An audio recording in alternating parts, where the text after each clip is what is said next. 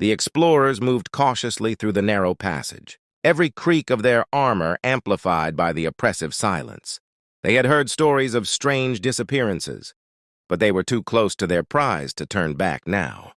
Suddenly, a faint scraping sound echoed from the ceiling. One of the adventurers paused, peering into the shadows above, but saw nothing. Just cold, wet stone. They shook their head and hurried to catch up with the others. They didn't hear the starfish-like hand slither silently down behind them. There was a wet snap as sinewy fingers clamped around their throat, cutting off their scream.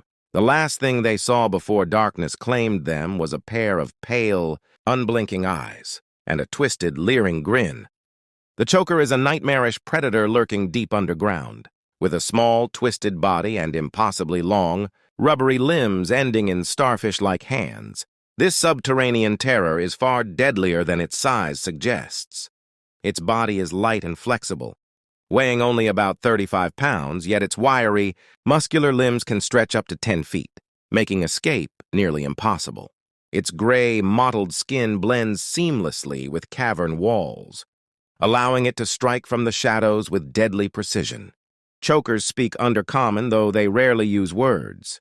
Their eerie, keening howls echo through the tunnels, signaling to others of their kind, or chillingly, warning prey that they've been marked.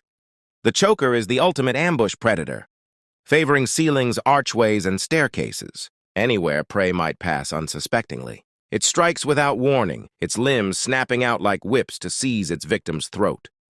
Its powerful grip crushes the windpipe, silencing any cries for help. Even spells requiring speech become useless as the choker pins its prey against the wall or ceiling. Its spiked hands puncture flesh, and its multi-jointed, cartilaginous limbs give it a deadly reach, allowing it to remain hidden while strangling its victim from a safe distance. If cornered, a choker will even use its captured victim as a living shield, retreating into the darkness with its prize. If its ambush fails, the choker doesn't linger. Cowardly by nature, it will flee into narrow crevices, where only the most determined adventurers could follow. Chokers are solitary hunters, but where one lurks, others may not be far behind. They live deep underground, preferring dark caves, tunnels, and abandoned mines. When not actively hunting, a choker squeezes into tight crevices, blending into the stone with unsettling ease. Its skeleton is made of flexible cartilage, allowing it to slip through gaps as narrow as 4 inches. Ever the opportunist, a choker will leave its last victim's corpse nearby, using it as bait for curious adventurers. As they approach, its spindly hands lash out from the shadows. It doesn't drag the entire body away. It tears it into smaller pieces and hides them throughout its lair, for later. Despite its savage nature, the choker is driven by hunger, not malice.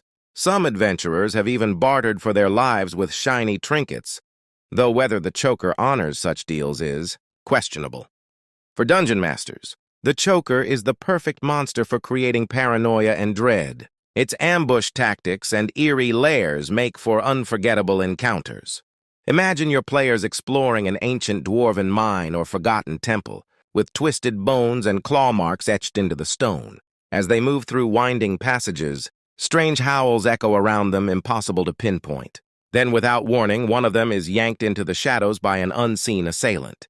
The choker's cowardice also makes for dynamic encounters. A direct fight might end quickly. But what happens when the choker retreats into the walls, stalking the players and striking when they least expect it? Add multiple chokers working separately, and you have a relentless, terror-filled dungeon crawl. The choker is a master of fear, a lurking, relentless killer that makes the darkness itself seem alive. Its twisted form and ruthless tactics remind us that even the smallest monsters can be the deadliest when the shadows close in. So, adventurers, keep your torches close, and whatever you do, don't be the last one in line.